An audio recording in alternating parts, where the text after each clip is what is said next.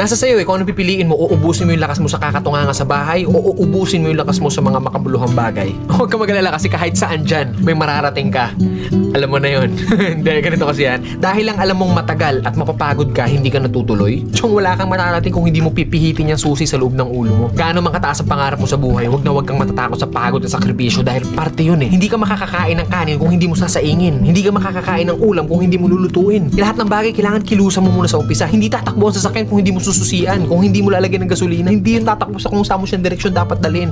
Kailangan kumilos ka. Kailangan ng lakas mo para marating mo kung ano yung gusto mong marating sa buhay. Kasi kung hihiga ka lang dyan, wala mangyayari talaga sa'yo. Hindi po pwede na inaasal natin lahat sa Diyos na parang nasa Diyos, lagi kong idadasal sa Diyos. Hindi po pwede yun. Sabi nga nila, di ba, nasa Diyos ang awa, nasa tao ang gawa. So depende yan sa'yo kung ano yung gusto mong kilos. Sabi nga, work smart, not hard. Hard work nga yung ginagawa mo, pero sablay naman yung mga diskarte mo. Wala rin mangyayari, di ba? Smart move yung ginagawa mo, pero swabe lahat. Kailangan mo lang talaga gamitan ng tamang isip at tamang puso sa lahat ng bagay. Ang pangarap, parang nagtatanim ng puno. Malaki pangarap mo, malaking puno yung kailangan mong itanim. Hindi naman pwede maghukay ka ng mababaw lang. Hindi naman pwedeng konting tubig lang yung ididilig mo dyan. Kung gusto mo ng malaking puno, malaking trabaho ang kapalit nun. At nasa sayo yun. Then pag nagbunga na yun, hindi po pwede na hayaan mo na lang bumunga yan dyan. Hindi. Kailangan pa rin ng maintenance. Ganon din sa atin. Kung ano yung marating natin, nandoon na tayo sa taas, hindi po pwede na halalan-tutay ka na lang doon sa taas. Pag hindi mo diniligan yung puno, magbunga man siya isang beses lang and then sa susunod hindi na ulit. Ganon yung pwede mangyari pag pinabayaan natin kung ano man yung narating natin sa buhay.